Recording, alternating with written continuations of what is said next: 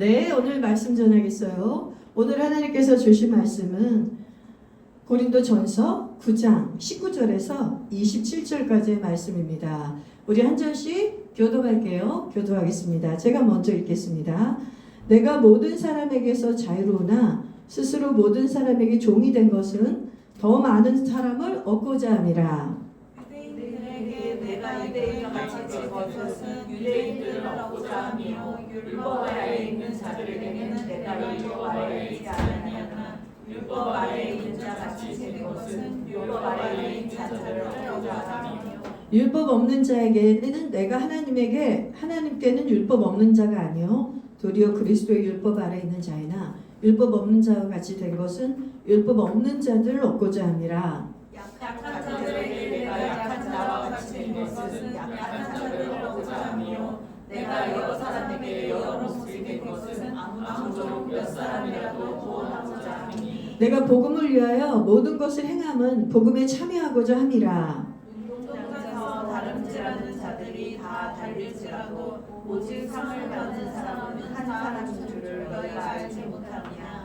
너희도 상을 받도록 이와 같이 가르치라. 이기기를 다투는 자마다 모든 일에 절제하나니 그들은 썩을 승리자의 관을 얻고자 하되 우리는 썩지 아니할 것을 얻고자 하노라. 그러므로 나는 다름질하기를 한방 없는 것 같이 아니하고 싸우기를 허공을 치는 것 같이 아니하며 같이 읽읍시다. 내가 내 몸을 쳐 복종하게 함은 내가 남에게 전파한 후에 자신이 도리어 버림을 당할까 두려워함이로다. 아멘. 오늘 말씀의 제목을 한번 큰 소리로 읽어봅시다. 시작. 이기기 위하여 이렇게 경주하라. 할렐루야. 오늘은 이기는 믿음의 경주를 하는 영적 원리를 오늘 고린도전서 9장을 통해서 성령님이 계시해 주실 것입니다. 여러분 이 원리를 꼭 오늘 마음의 신비에 새기고 여러분들이 믿음의 경주를 할 때에 넘어질 때 있지 않겠습니까? 그리고 우리가 원치 않은 방해물을 만나서 잠깐 멈칫할 때가 있겠죠. 걸려 넘어질 때도 있어요. 그럴 때 꼭 이 영적 원리를 기억하시면서 다시 경주를 재개하시는 저와 여러분 되시길 바랍니다. 요즘 여러분 TV에서 파리올림픽 중계를 많이 보시나요? 저는 유튜브로 짧게 뭐 4강전이나 결승전이나 금메달 따는 거는 꼭 봅니다. 왜냐하면 이 무더위에 유일하게 더위를 식히게 해주고 마음을 좀 시원하게 해주는 게 요즘 그 금메달리스트들이 금메달 따는 장면인 것 같습니다. 그래서 이 메달 소식이 올 때마다 우리 국민들이 이 무더위 속에서 열광하면서 기뻐하고 있어요. 올림픽에 출전하는 선수들을 이렇게 면면히 보면 정말 뭐라 그럴까요? 그 투혼이 느껴진다고 할까요? 열정과 투혼이 느껴지는데 그들에게 저는 가끔 이들이 되게 어린 선수가 많잖아요. 요번 금메달리스트들이 다 2006년생, 2003년생, 2007년생 10대들이 그런 금메달을 땄어요. 근데 20대 초반이나 그런 친구들이 어떻게 저렇게 목적을 가지고 저런 열정과 투혼을 발휘할까? 그리고 그 혹독한 훈련을 견뎌낼까? 뭐랄까 좀 숭고함이 느껴진다고 할까요? 이제 그들 그 유튜브를 찾아보면 그들이 훈련했던 무슨 그런 영상들도 많이 있거든요. 그러면 일부러 찾아봐요. 아, 이렇게 이 땅에서 경기하는 자들 메달을 얻고자 해도 이렇게 애를 쓰고 힘을 쓰는데 나는 과연 얼마나 이렇게 복음 사명에 있어서 또 목사로서 최선을 다하는가 이렇게 저를 돌아보게 하는 영상이 되기도 합니다. 오늘 본문의 말씀이 사도 바울이 딱 이렇게 올림픽 메달리스트들 같은 선수들을 비교해가지고 비유해서 우리의 성도의 삶이 이렇게 면류관을 향해서 산을 향해서 달리는 선수와 같다고 말하고 있습니다. 그래서 이 선수가 어떻게 달려야 상을 얻는지 오늘 설명을 해주면서 우리의 성도의 삶도 어때야 되는지를 성령으로 말씀으로 계시해주고 있습니다. 여러분 우리가 믿음의 경주에서 이기기 위해서 어떻게 해야 되냐면 첫 번째 오늘 본문의 말씀을 보면 첫 번째 뭐냐면 목표가 정확히 있어야 됩니다. 이기기 위해서는 분명한 목표가 있어야 돼요. 오늘 여기 말씀에 고린도전서 9장 24절의 말씀 한번 읽어보겠습니다. 고린도전서 9장 24절 말씀 같이 읽어볼까요? 시작. 운동장에서 다름질하는 자들이 다 달릴지라도 오직 상을 받는 사람은 한 사람인 줄을 너희가 알지 못하느냐. 너희도 상을 받도록 이와 같이 다름질하라. 26절 한 절 더 읽겠습니다. 시작. 그러므로 다름질하기를 향방 없는 것 같이 아니하고 싸우기를 허공을 치는 것 같이 아니하며, 이렇게 말씀합니다. 달리는 선수도 분명히 방향이 있다는 거예요. 그리고 상을 바라보면서 다름질하고 있다는 거예요. 이와 같이 성도들도 어떻게 해야 되냐면 이 상을 바라보고 분명한 목표를 가지고 이 믿음의 경주를 해야 된다는 것입니다. 그럼 오늘 본문의 말씀을 우리가 볼 때에 우리에게 목표가 무엇입니까? 믿는 성도에게 믿음의 경주를 할 때 우리의 목표는 무엇이 되어야 되겠습니까? 이게 상이 되어야 되는 것입니다. 상, 부르심의 상. 그런데 부르심의 상을 받기 이전에 우리의 진짜 목표는 뭐가 되어야 되냐면 복음 자체가 되어야 됩니다. 복음 자체가 성도의 목표가 되어야 됩니다. 이것이 목표가 되지 않으면 부르심의 상을 향한 목표는 설정할 수가 없어요. 우리가 받은 이 복음에 대해서 이 복음이 얼마나 놀랍고 위대한 것인지, 이것이 내가 삶을 다 걸어도 될 만큼 내 인생에 전속력을 다해서 에너지를 다 쏟아서 이 목표점을 향해서 갈 만큼 이 복음이 우리에게 그렇게 가장 가치 있는 것이 되어야 우리가 믿음의 경주를 할 때 흔들림이 없습니다. 만약에 이 가치가 흔들려 버리잖아요. 내가 받은 십자가의 복음, 이 부활의 복음, 구원받은 복음이 우리에게 흔들려 버리면 달리는 선수가 목표가 흔들려 버린 거랑 똑같거든요. 방향을 잃은 거랑 똑같이 돼버려요. 그래서 어떻게 되냐면 중단하게 됩니다. 달리기를 하다가 중단하면서 멈추게 되고 우리가 퇴보하거나 이런 일이 벌어지는 것이죠. 왜 우리가 우리의 삶의 목표가 복음이 되어야 되지 않습니까? 복음을 전했을 때 주신 하나님의 부르심의 상이 왜 목표가 되어야 될까요? 진짜 십자가 복음을 만난 사람은 이 복음과 다른 가치가 비교가 안 되기 때문이에요. 사도 바울은 빌립보서 3장에서 이렇게 얘기했어요. 이 가치를 어떻게 비교했냐면 그동안 내게 유익했던 모든 것들을 뭘로 여긴다고요? 다 뭘로 여긴다고 했습니까? 배설물로 여긴다고 했습니다. 나에게 유익했던 모든 것들이라고 했어요. 유익했던 한두 가지가 아니라 모든 것들은 내가 배설물로 여깁니다 라고 말했어요. 그래서 예수님을 정말 만난 사람들, 이 복음을 진짜 받은 사람들은 이 가치, 복음의 가치와 세상의 전부를 다 합쳐서 나에게 비교하라 한다 할지라도 이 복음의 가치를 택할 수밖에 없다는 거예요. 그렇기 때문에 우리의 성도의 목표는 복음이 되어야 되는 거예요. 복음 자체가. 내가 받은 이 복음을, 이 놀라운 구원의 은혜를 남은 인생 동안에 나는 이 복음을 지키면서 이 복음을 떠내려가게, 내 구원을 떠내려가게 방치하지 않고 이 복음을 지키면서, 그리고 남은 인생의 구간은 믿음의 경주를 하면서 영혼들에게 복음을 전할 때에 주께서 저 천국에서 이 마지막 때에 주님을 만났을 때 주실 부름의 상이 우리의 목표가 되어야 되는 것입니다.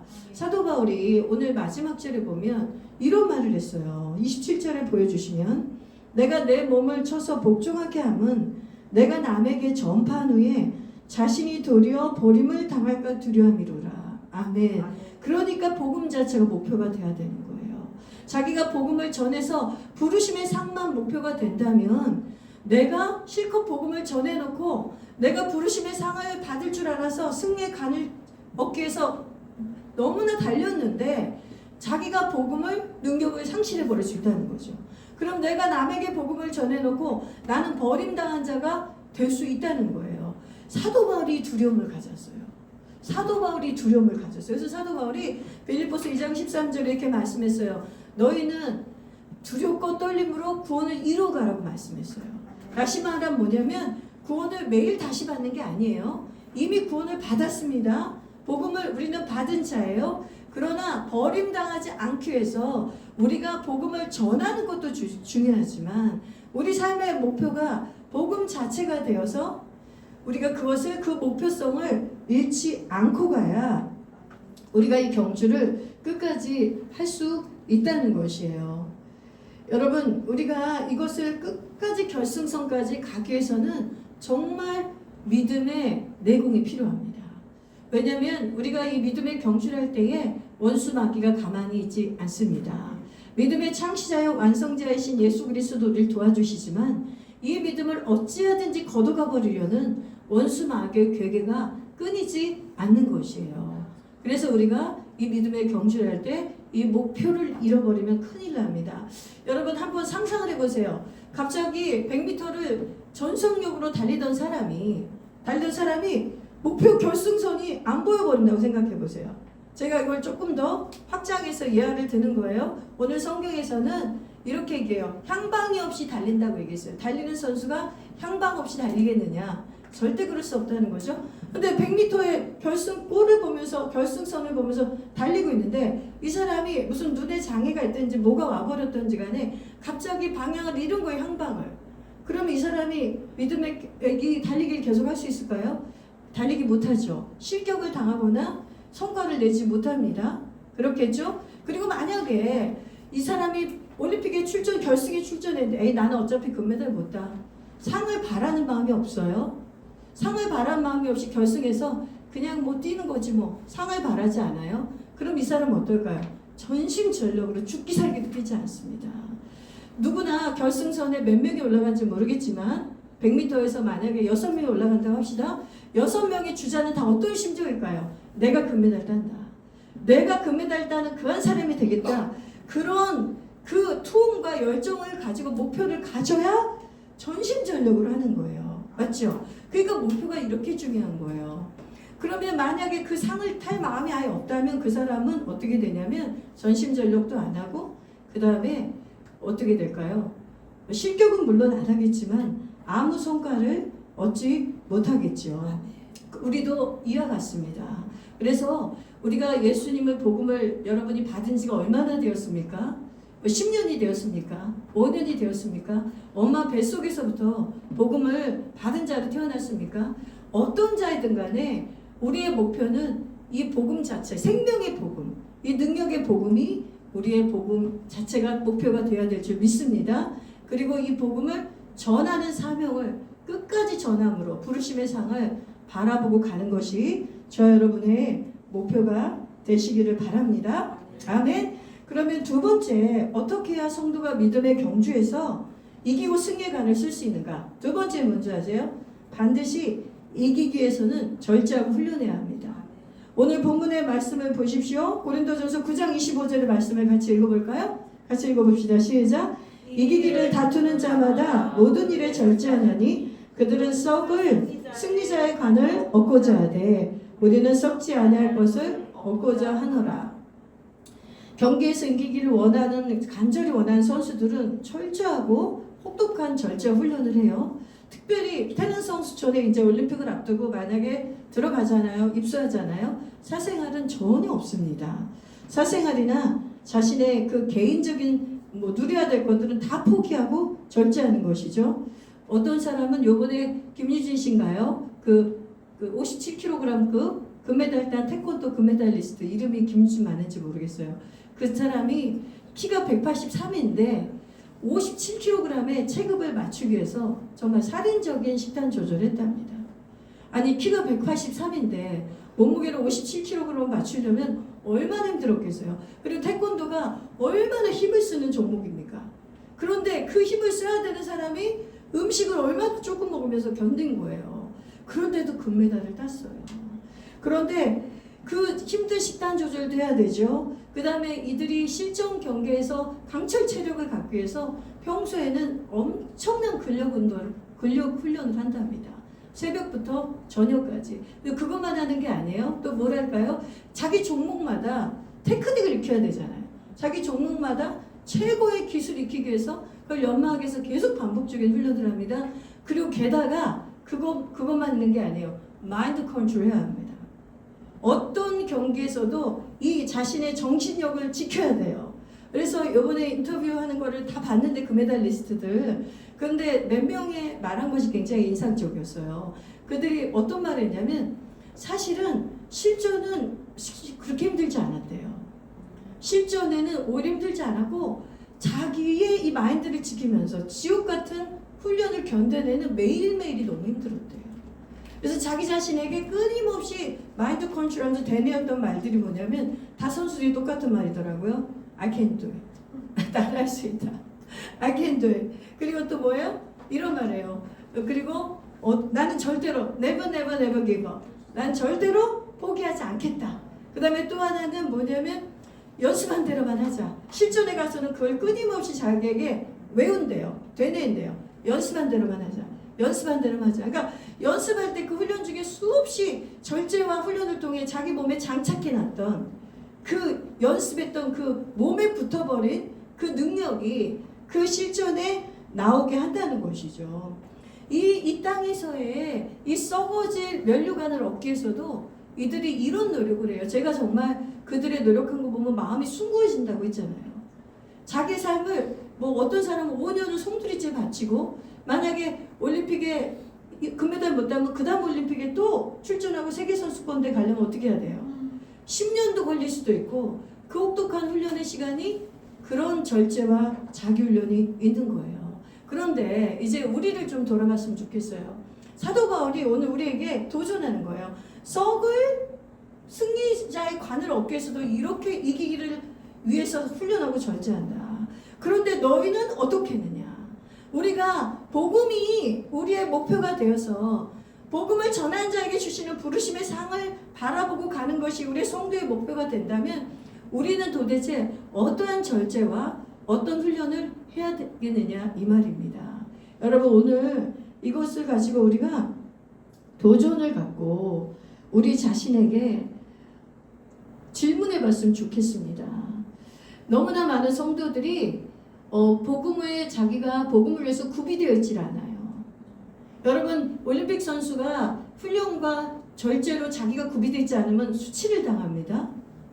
자기가 태릉 성주에서 국가대표로 올림픽에 파견받도록 뽑힌 사람이에요. 근데 막상 그 세계 대전에 보내놨더니 실력이 엉망이에요. 예를 들면 그 어떤 사람이 선수가 그랬다고 상상을 해봐요.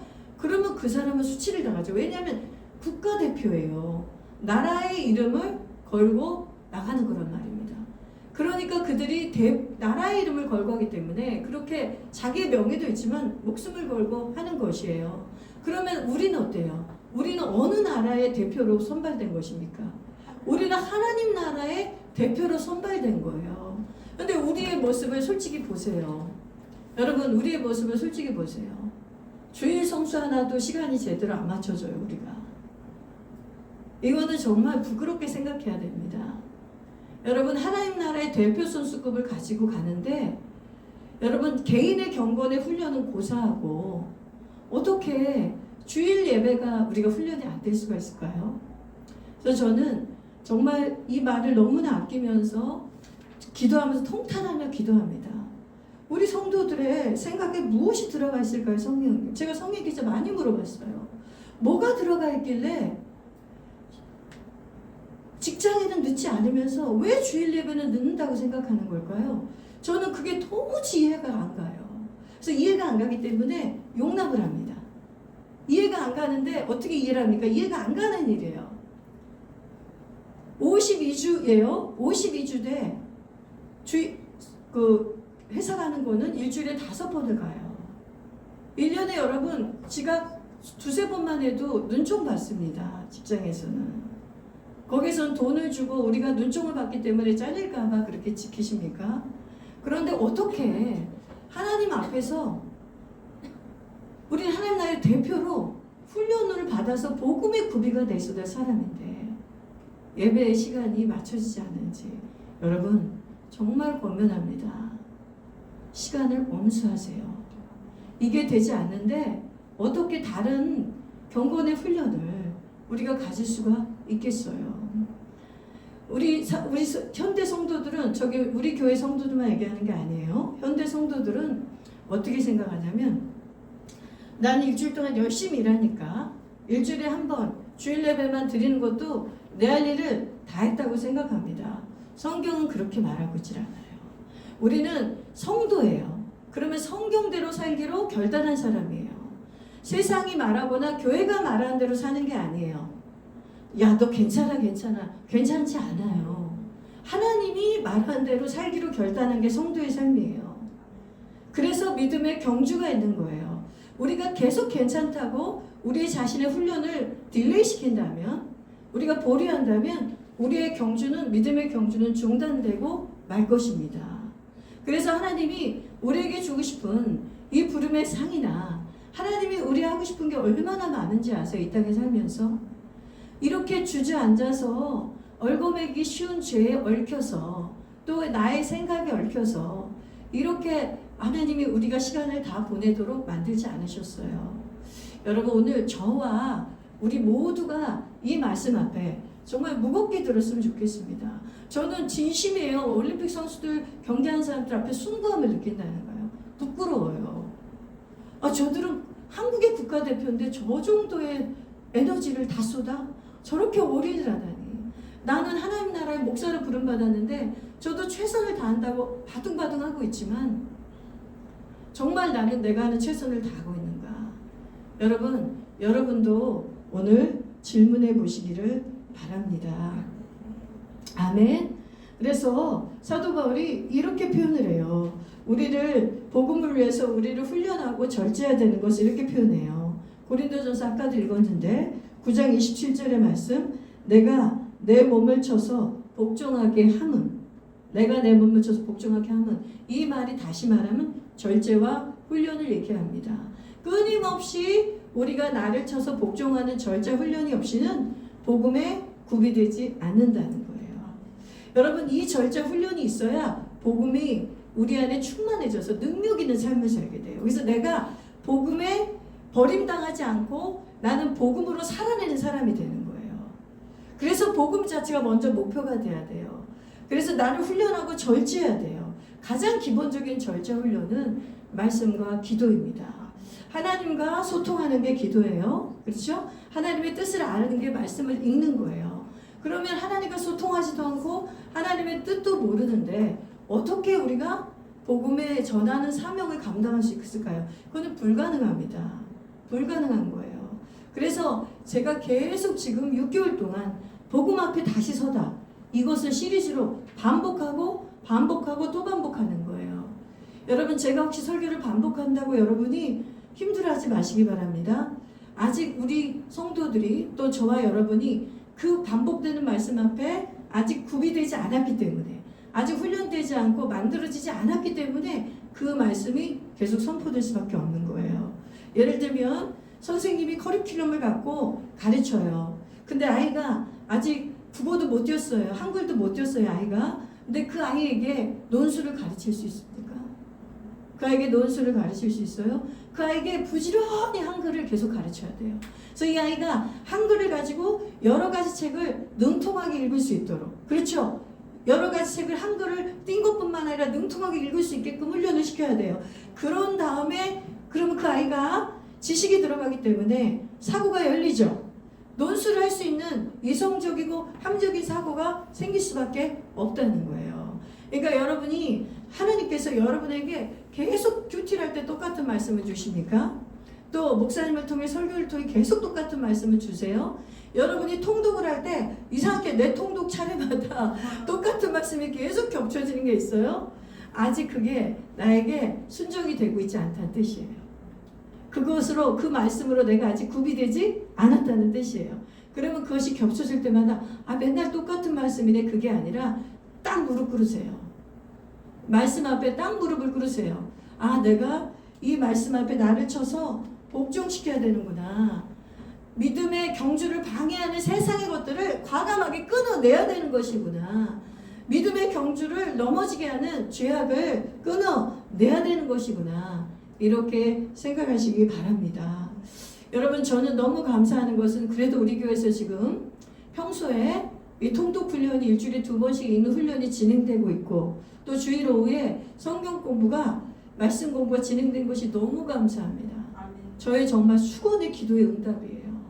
우리 성도들에게 말씀이 자신이 자원함으로 기뻐서 읽는 훈련, 자신이 스터디라는 게, 말씀을 상고하는 게 너무나 달콤해서 이 말씀 앞에 씨름도 하지만 이 말씀이 나의 삶에 이루어질 때마다 돌파가 일어나는 것을 경험시켜 드리고 싶은 게 정말 이 목자의 심정입니다. 근데 우리 교회에 지금 그런 것들이 이루어지고 있어서 저는 아주 고무적으로 보고 있고 감사하게 생각하고 있습니다. 여러분, 세상은 전쟁터 같다는 것을 기억하세요? 아까도 제가 우리 보미가 만든 전신갑주를 가서 꼭 그 전시를 구경하시고 그 앞에서 여러분들이 전신갑주를 입는 기도를 하라고 했죠. 그런 것처럼 공격용 무기와 방어용 무기를 성도들이 다 가지고 총이나 방패나 검이나 의의 흉배나 구원의 투구나 이런 것들을 우리가 다 붙이고 전쟁터에서 승리해야 돼요. 세상에서. 그런데 이 땅에 너무나 많은 성도들이 그냥 벌거벗었어요. 갑옷이 없어요. 하나님의 전신갑주가 없어요. 그러니 무기가 있겠어요? 방어용 무기도 없는데, 방어용 그 갑옷도 없는데 무기가 있겠어요? 그러니까 어떻게 되죠? 초토화 되죠, 성도들이. 세상에 가서 이길 힘이 없는 거죠. 마귀를 이길 수가 없죠. 죄의 유혹을 이길 수가 없습니다. 그래서 마귀의 유혹에 너무나 쉽게 넘어가고요. 떠내려가는 성도들이 너무나 많습니다. 여러분, 우리가 믿음의 경주에서 이기길 원하세요? 저는 원합니다. 저는 이기길 원해요. 그래서 제가 제 자신을 쳐서 복종하는 것을 멈추지 않고 절제와 훈련을 계속하고 있는 것입니다. 여러분도 승리자의 관을 쓰기를 소망하십니까? 그러면 오늘 말씀이 하는 대로 우리가 복종해야 됩니다. 깨어 있어야 돼요. 영적 기만에서 벗어나야 돼요. 복음으로 다시 재무장하셔야 됩니다. 그리고 말씀 붙드시고 그 앞에 엎드리셔야 돼요. 기도하셔야 돼요. 그리고 나의 몸에 붙은 게으름들을 쳐서 복종시켜야 돼요. 그리고 더 이상 이대로 괜찮겠지, 하나님이 봐주겠지, 그런 거 더 이상 없습니다. 그런 거 이제 하지 마십시오. 그래서 이제 어린아이를 버리고 성숙한 자로 우리가 다시 서시기를 주님의 이름으로 축원합니다. 세 번째 말씀 보겠습니다. 어떻게 해야 성도들은 믿음의 경주에서 이기고 승리의 간을 쓸 수 있을까요? 셋째, 이기기 위해서는 성령의 뜻대로 나를 굽혀야 합니다. 아멘. 성령의 뜻대로 행해야 해요. 오늘 고린도전서 9장 19절에서 22절을 다 읽지는 않겠어요? 일단 PPT 한번 띄워주시면 바울이 어떻게 성령님의 뜻에 따라 자기를 굽히고 밴덕을 해줬는지, 어떻게 유연해졌는지가 나와요. 바울이 19절에 뭐라 그러냐면 이렇게 얘기합니다. 나는 모든 사람에게서 자유로운 자다. 나는 자유자다. 그러나 내가 스스로 종이 되겠대요. 여러분, 이거 너무 역설 아닙니까? 나는 모든 사람에게 자유로운 자다. 난 누구에게도 얽매이지 않다. 그런데 내가 스스로 얽매이겠다는 거예요. 왜요? 아무쪼록 몇 사람의 영혼이라도 구원하기 위해서. 그래서 율법 아래 있는 유대인들에게는 나는 율법에 자유한 자지만 율법을 가지고 유대인들이 가겠다는 거예요. 유대인의 모습으로. 그리고 율법이 없는 이방인들에게는, 야만인 같은 이방인들에게는 야만인 같은 모습으로 가겠다는 거예요. 그들을 얻고자 해서. 아멘. 그리고 약한 자들에게는 어떤 모습으로 하죠? 약하게 가지요. 강한 자들이 어떻게 해요? 강하게 갑니다. 왕을 무서워했어요, 바울이? 왕이나 권세자 무서워했어요? 절대 무서워하지 않았어요. 강한 자에겐 강합니다. 근데 약한 자 약해요. 여러 사람에게 여러 모양으로 내가 가겠다고 얘기했어요. 그 목적은 딱 하나예요. 아무쪼록 내 주변에 붙여준 이방인이든 권세 있는 자든 약한 자든 남녀노소 누구라도 붙여준 그들이 구원을 얻을 수만 있다면, 내가 무엇을 못하랴? 구원을 얻을 수 있다면 내가 스스로 그들의 종이 되겠다고 말씀하시는 겁니다. 여러분, 그래서 이것은 뭐냐면 바로 바울이 오직 매 순간마다 성령의 뜻에 복종했다는 뜻이에요. 여러분, 고린도 전서 2장에 보면 성령은 어떤 영이십니까? 어떤 영이세요? 하나님의 가장 깊은 것을 통달하신 영이에요. 아멘? 하나님의 일을 아시는 분은 성령이에요. 그러면 하나님의 가장 깊은 것을 통달하신 성령께서 사람 속 하나를 모르겠어요? 우리가 무슨 생각하는지, 저 사람이 느낌이 뭔지, 저 사람이 지금 고통받고 있는 게 뭔지, 저 사람의 그 갈등이 뭔지를 성령이 모르시겠어요? 성령이 다 아십니다. 그래서 제가 대원의 기도를 할 때 사람들이 복음으로 돌아오고 예수를 믿는 경우가 너무 많아요. 왜냐면 제가 그 사람들을 처음 만나거든요. 여러분들은 제가 우리 교인이니까 사정을 아니까 그런 기도를 하면 여러분들은 잘 또 와닿지 않을 수도 있어요. 목사님이 뭐 내 사정 다 아니까 이렇게 기도하나 보다 이렇게 생각할 수 있는데 여러분 사정을 다 알아도 내 마음대로 기도하는 거 아닙니다. 그런데 정말 외부에 나가서 복음을 전할 때는 정말 그 사람을 처음 만나요. 그런데 하나님이 지식의 은사를 주었기 때문에 제가 아는 게 아니죠. 사람의 모든 것을 알고 계시는 그 사람의 배경, 환경, 처한 환경, 그 사람의 성격, 기질을 다 알고 계신 성령이 저한테 알려줘요. 진짜 깜짝 놀래요. 그냥 손을 딱 얹으면 그냥 다 그 사람이 이렇게 그 사람에 대해서 얘기를 하잖아요. 그럼 그 사람이 울기 시작해요. 왜 울겠어요? 자기만 알고 있는 거를 얘기를 하기 때문이에요. 근데 성령님이 왜 이런 은사를 주셨을까요? 목사들에게 또는 성령사역자들에게 구원하려고. 그 영혼을 구원하려고 저 은사 뽐내라고요? 내가 독심수사처럼 나는 너의 모든 것을 아노라. 모든 거 하나도 모릅니다. 절대로 몰라요. 손 얹으면 그때 알려주셔야 되는 것만 알아요. 다른 건 하나도 모릅니다. 그 사람은 독심술사 저 아닙니다. 그런데 성령이 그 영혼을 구하기 위해서 그렇게 지식의 은사를 풀어주시는 거예요. 그러니까 성령께서는 모든 사람에게 맞춤형으로 가신단 말이에요. 맞춤형으로. 케이스 바이 케이스. 때마다 달라요. 사람마다 달라요. 그러니까 사도 바울은 어떻게 했냐면 성령님께 완전히 자기를 굽히고 성령님의 음성만 듣고 하기 때문에 강한 자에겐 강하게, 약한 자에겐 약하게, 이방인에겐 이방인에게, 유대인에겐 유대인에게 이렇게 하는 거예요. 복음사역 현장에서 별별 사람 다 만나거든요. 진짜로 남녀노소 뭐 지 고간에 상관없이 별별 사람 다 만나는데요. 제가 성령님께 진짜 입이 떡떡 벌어지면서 감탄할 때가 한두 번이 아니에요. 제가 놀래요. 왜냐면 제가 복음을 전해야 되니까. 그런데 저의 고정관념과 저의 생각의 틀로는 할 수 없는 말을 하더라고요. 제 입에서. 그리고 할 수 없는 행동이 나와요. 그런데 나중에 그걸 왜 성령님이 그렇게 했나 봤더니 결국 그 사람을 구원하려고. 그렇게 성령님이 하시면서 그 사람이 구원받더라고요. 아멘.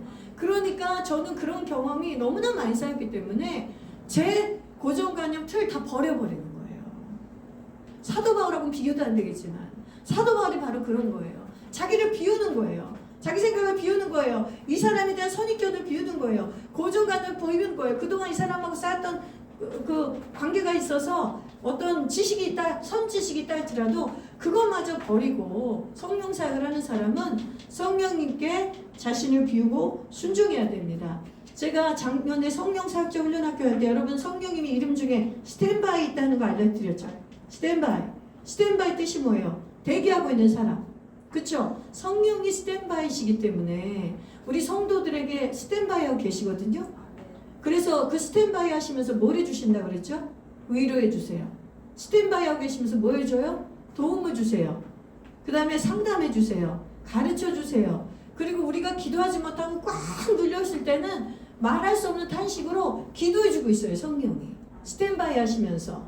성령이 우리가 갈 길을 모를 때 인도자가 돼주세요. 마귀가 우리 참수해서 우리가 정죄감에 빠졌을 때 성령이 오셔서 우리에게 변호자가 돼주세요. 괜찮다, 괜찮아. 회개하고 하나님께 I'm sorry 하고 털고 일어나자. 원수 마귀는 너를 참수하지 못해. 일어나, 괜찮아. 이렇게 하시면서 우리의 변호자가 되어주십니다. 그래서 성령 스탠바이신 성령께서 모든 걸 하실 수 있거든요. 그러니까 우리가 성령의 스탠바이가 다시 돼야 돼요. 아시겠어요? 성령님이 우리의 스탠바이가 되셔서 우리를 돕고 계신 영이기 때문에 우리가 성령님을 수종들기 위해서는 성령님을 돕기 위해서는 도와드리기 위해서는 우리가 성령의 스탠바이가 돼서 성령이 하라는 대로 해야 돼요. 정말 이상한 거 시킬 때가 있어요. 아멘이죠? 아시는 분은 알아요. 정말 이상한 걸 시킬 때가 있어요. 그런데 너무 이상해도 성령의 감동을 우리는 다 알거든요. 왜냐하면 성령과 사역을 많이 해봤기 때문에. 그래서 순종을 하는 거예요. 이거 진짜 이상하다. 너무 하기 싫다. 내가 이것까지 해야 되냐. 그런 순간이 와요. 근데 그것까지 하라 그래요. 그러면 그것까지 해야 돼요. 그것까지 스탠바이 돼 순종하면 역사가 일어나요. 그러면 그 사람이 살아나요. 그리고 영혼이 돌아와요. 놀라운 일이 벌어져요. 그러니 여러분 성령님의 스탠바이가 돼서 성령님을 수종드는 일 너무 신나는 일이에요. 근데 내가 스탠바이가 안 돼서 성령을 이겨먹으려고 하잖아요. 내 생각으로 내 힘으로 하려고 그러잖아요. 정말 피곤합니다. 인생 아주 피곤해져요. 여러분 그렇게 피곤하게 살고 싶으세요? 그 삶 포기하세요. 이제 그 피곤한 삶은 내려놓으시고 아시겠죠? 성령님이 스탠바이셔서 나의 모든 것을 해주시고 나와 만난 사람들에게 모든 것을 하실 수 있기 때문에 나는 그분의 스탠바이가 되어서 순간순간마다 내 자신을 비우고 내 뜻을 내려놓고 성령과 보조를 맞춰서 성령님이 하자는 대로 하리라. 아멘. 성령님이 시킨 대로 순종하리라. 이렇게 결단하시는 저 여러분 되시길 바랍니다. 아멘. 결론을 맺겠습니다. 네, 오직 혹시 여러분 중에 믿음의 경주를 하다가 엎어져 있습니까? 방해물에 걸려 있어요? 사탄이 올가미를 메고 다리를 꽉 묶어놓고 안 풀어줍니까? 예수 여러분을 끊어버리십시오. 아멘. 그리고 다시 여러분의 목표를 다시 세우세요. 우리의 성도의 목표는 뭐다? 복음 그 자체이다. 그리고 복음을 전하는 자에게 주시는 부르심의 상이 여러분의 목표가 되게 하십시오. 그리고 두 번째, 믿음의 경주하면서 이기기 위해서 절제하고 훈련하십시오. 만약에 지금 훈련이 부족하다면 훈련에 돌입하세요. 그 훈련에 나를 집어넣으세요.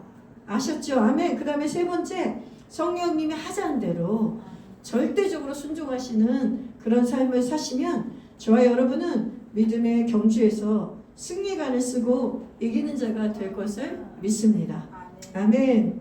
네, 말씀을 마쳤습니다. 이 시간에 같이 기도하겠습니다.